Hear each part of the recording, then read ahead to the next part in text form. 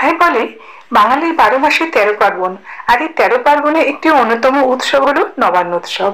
এই নবান্ন উৎসব কি এবং কেন পালিত হয় এই বিষয় সম্পর্কে কিন্তু অনেকেরই সঠিক জ্ঞান নেই। তাই আজকের ভিডিওতে থাকছে নবান্ন সম্পর্কে নানা জানা অজানা তথ্য।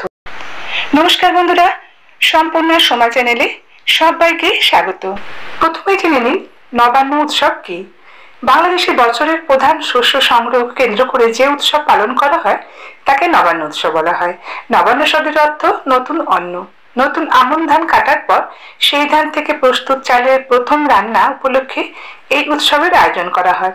সাধারণত অগ্রহায়ণ মাসে এই উৎসব পালিত হয়। কোথাও কোথাও মাঘ মাসেও নবান্ন উদযাপনের প্রথা রয়েছে। এই অনুষ্ঠানে নতুন অন্ন পিতৃপুরুষ, দেবতা, কাক ইত্যাদি প্রাণীকে উৎসর্গ করে এবং আত্মীয় স্বজনকে পরিবেশন করার পর গৃহকর্তা পরিবারবর্গ নতুন গুড়, নতুন অন্ন গ্রহণ করেন।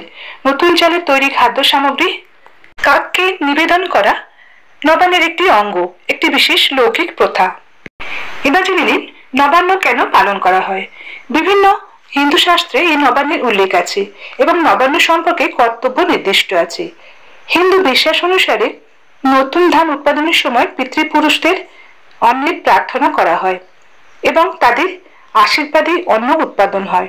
তাই হিন্দু ধর্মের রীতি অনুযায়ী এই দিন নতুন অন্ন পূর্বপুরুষদের শ্রাদ্ধানুষ্ঠানের মাধ্যমে অর্পণ করে তারপরে নিজেরা গ্রহণ করার নিয়ম আছে।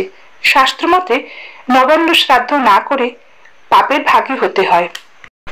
এটা আসছি কাক বলি বলতে কি বোঝায়। নতুন চালের তৈরি খাদ্য সামগ্রী কাককে নিবেদন করা এক লৌকিক প্রথা। লৌকিক বিশ্বাস অনুযায়ী ওই খাদ্য সামগ্রী কাকের মাধ্যমে মৃত আত্মার কাছে পৌঁছায়। তাই কাককে নিবেদন করা নৈবেদ্যকে কাকবলি বলা হয়। এবার জেনে নিন নবান্ন উৎসবের ইতিহাস। নবান্ন উৎসব হলো হিন্দু ধর্মের একটি অতি প্রাচীন প্রথা। কালের বিবর্তনে গ্রাম বাংলার ঐতিহ্যবাহী নবান্ন উৎসব আজ বিলুপ্ত প্রায়।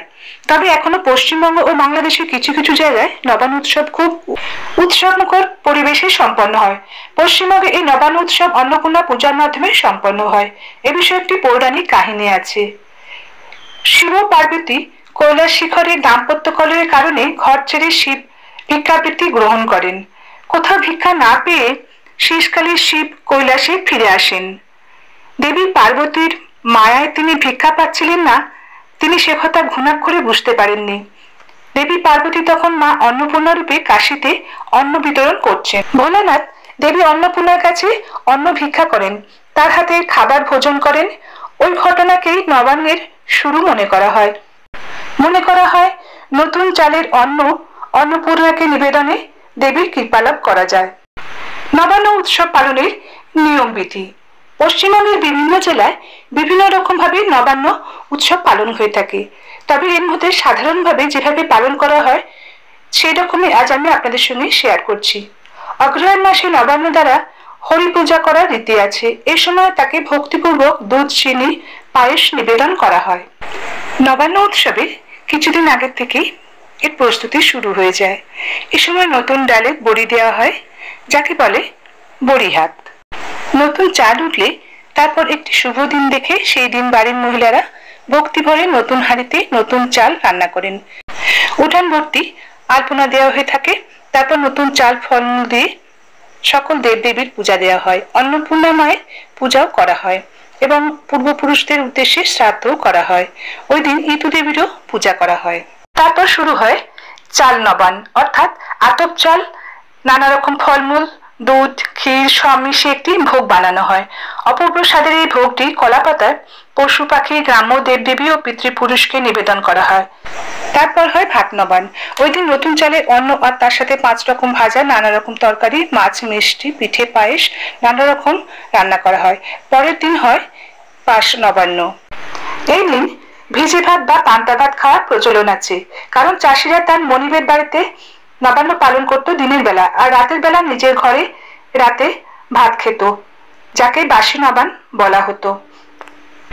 তবে বাংলাদেশে নবান্ন উৎসবের দিন লক্ষ্মী পূজা, পিতৃপুরুষের শ্রাদ্ধানুষ্ঠান তো হতোই, তার সাথে হয় বীরবাস, অর্থাৎ বাড়ির উঠানে গর্ত করে তাতে জ্যান্ত কই মাছ, তাতে দুধ দিয়ে মাঝে একটি বাঁশ পোতা হয়।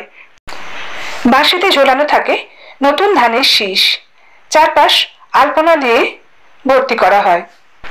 এই নবান্ন অনুষ্ঠানকে কেন্দ্র করে নানা সাংস্কৃতিক অনুষ্ঠান, মেলা হয়ে থাকে। লোকনৃত্য, লোকসঙ্গীত, বাউল গান, এরকম বিভিন্ন ধরনের উৎসবে গ্রামবাসী মেতে থাকে। নবান্ন হলো সমৃদ্ধির উৎসব, সম্ভাবনার উৎসব।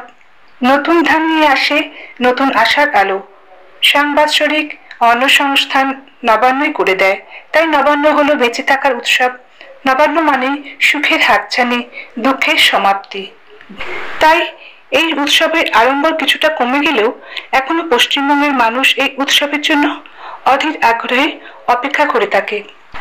সমাপ্ত। ধন্যবাদ।